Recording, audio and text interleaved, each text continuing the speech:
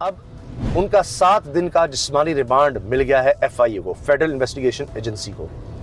معاملہ ہے توہین مذہب کا، توہین رسالت کا۔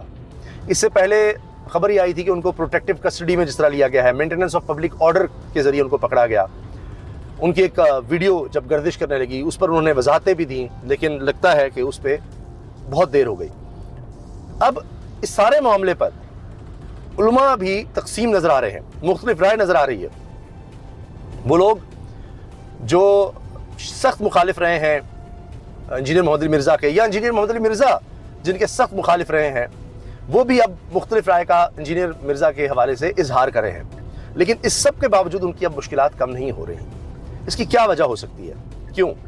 ایک طرف انجینئر محمد علی مرزا کہتے تھے کہ میرے سب سے زیادہ فالوورز ہیں، اور یہ بات کرتے تھے بڑے بڑے علماء، ان کو لوگ اتنا نہیں سنتے، یعنی ان کا معیار اسکالر ہونے کا یا اتھینٹک ہونے کا یا نالجبل ہونے کا، کچھ بھی آپ کہیں، وہ یہ تھا کہ کتنے لوگ مجھے سن رہے ہیں۔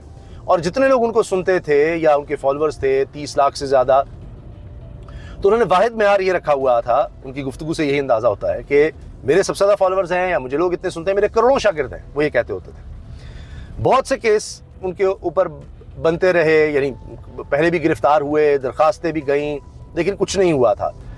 کبھی گرفتار ہوتے تھے، رہا ہو جاتے تھے، کوئی درخواست جاتی تھی، کہیں مناظرہ ہوتا تھا، لوگ احتجاج کرتے تھے، معاملہ رفع دفع ہو جاتا تھا۔ لیکن اس دفعہ بات بہت گمبھیر نظر آ رہی ہے۔ اب جب کیس چلے گا عدالت میں، پھر پتہ لگے گا کہ کیا ہوتا ہے۔ معاملہ یہ ہے کہ حضور نبی کریم صلی اللہ علیہ وآلہ وسلم کے حوالے سے گفتگو کرتے ہوئے انجینئر محمد علی مرزا نے کہا کہ عیسائی برادری میں یا کرسچینٹی میں ان کے ہاں حضور صلی اللہ علیہ وسلم کے حوالے سے یہ کہا جاتا ہے، کہیں کہا جی یہ سمجھا جاتا ہے، کبھی کہا کا کبھی سمجھا کا، وہ کہتے ہیں جی میں نے یہ نہیں کہا تھا، وہ نہیں کہا تھا۔ بہرحال ان الفاظ کا انہوں نے کہا جی میں نے تو چناؤ نہیں کیا تھا۔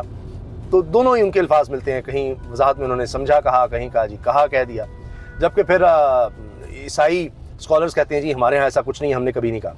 تو ایک ایسی بات کر دی کہ جو قیامت کے قریب ہم دیکھتے ہیں کہ جو اب الفاظ کا چناؤ بڑا محتاط کرنا چاہیے، کیونکہ یہ مذہب اور دین اور خاص طور پہ نبی کریم صلی اللہ علیہ وسلم کی ہستی، یہ بڑا نازک معاملہ ہے۔